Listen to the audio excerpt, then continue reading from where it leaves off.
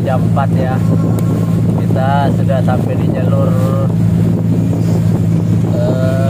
8. Jadi tidak lama lagi kita sampai ya. Sekitar 1 jam lagi kita sampai di jalur 6. Kalau airnya besar mesti kita bisa masuk. Tapi kalau airnya sudah kecil kita tidak bisa masuk. Kita berjangkar